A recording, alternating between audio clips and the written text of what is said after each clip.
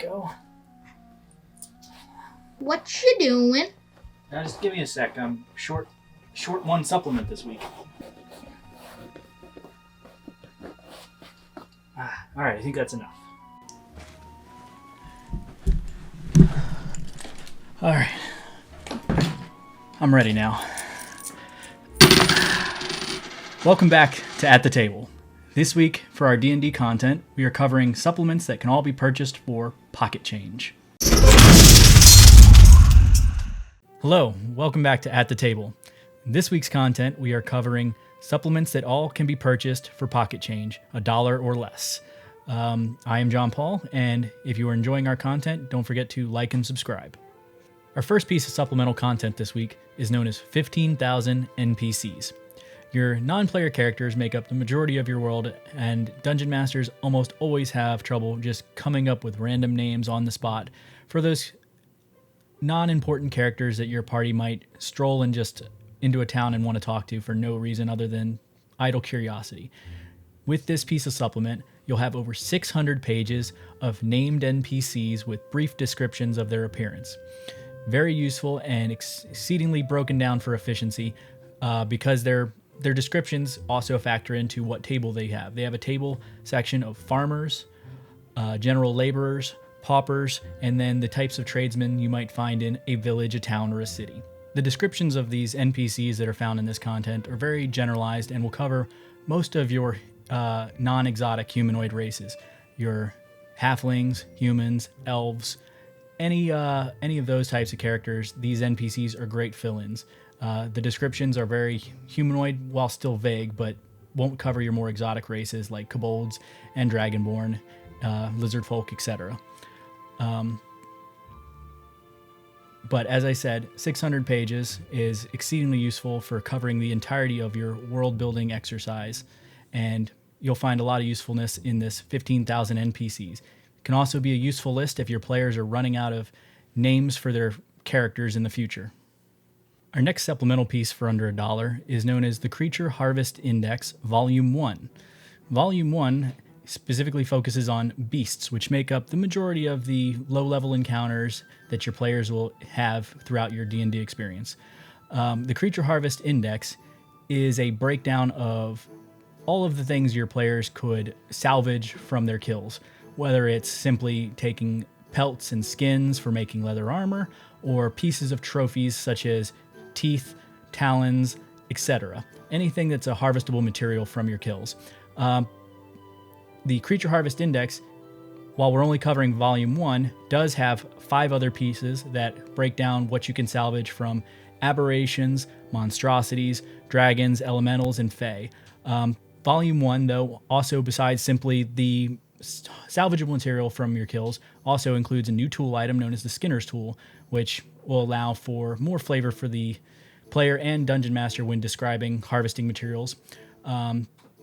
Volume 1 also includes the breakdowns of timetables for how long it takes to salvage materials, as well as how much, say, meat can be harvested from a kill based on its size category. The Creature Harvest Index is a very useful material, especially with the majority of players always looking for unique ways to take and adorn their characters with the things they find. But beyond the simple trophies and outerwear like armor, it also includes a list of trophy-type materials like lucky foots from rabbits and the weapons that you might be able to craft from bone materials of your larger kills. Creature Harvest Index, Volume 1 Beasts, is a easy pickup for all dungeon masters, as you'll find early on your players love to salvage their kills.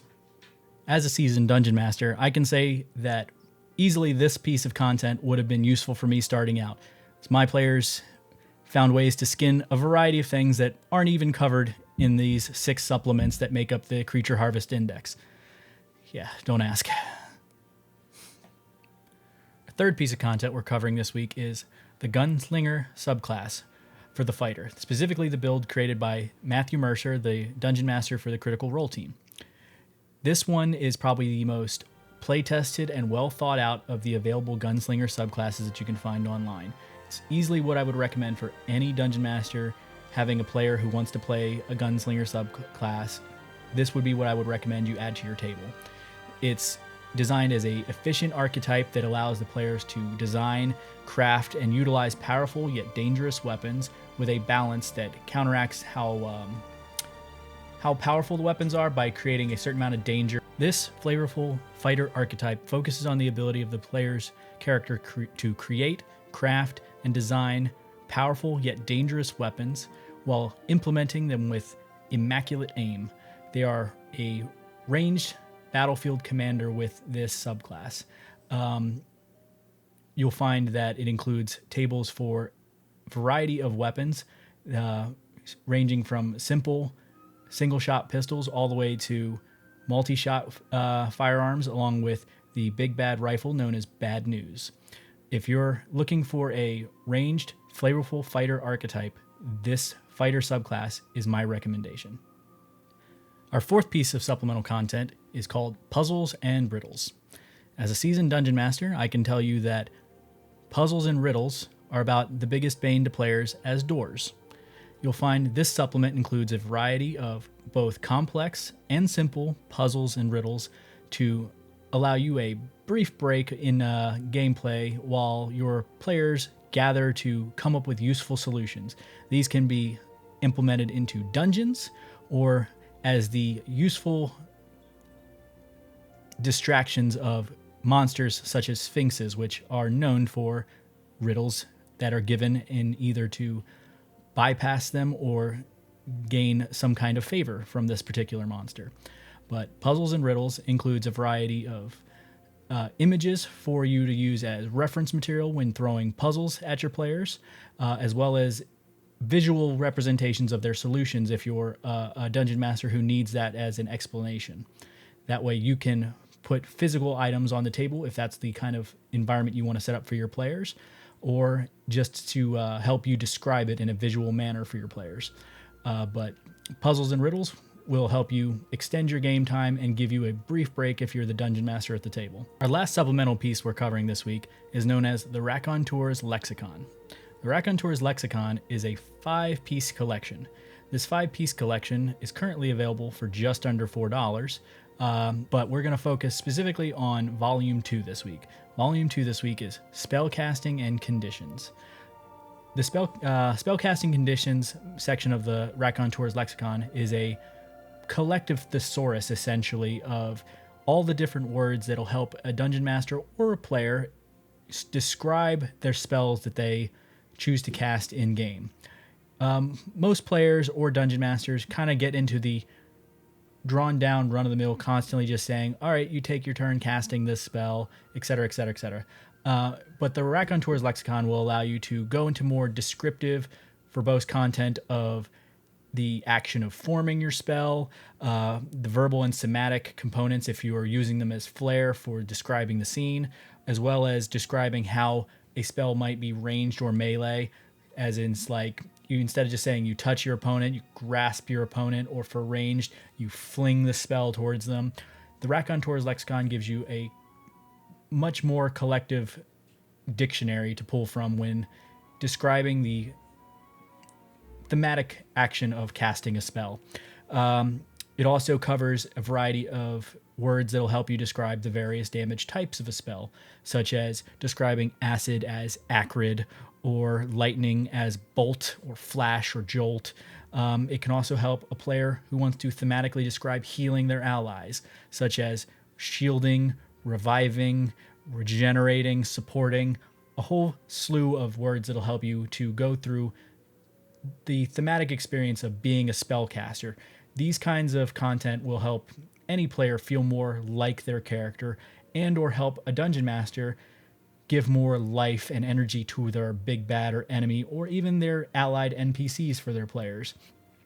Creating an environment through imagery often focuses on the words you use as a dungeon master, and the Raconteur's Lexicon will help you pick up that kind of energy at your table. If you're considering purchasing the entirety of the Raconteur's Lexicon, Volume 1 covers a thesaurus build for melee and ranged combat.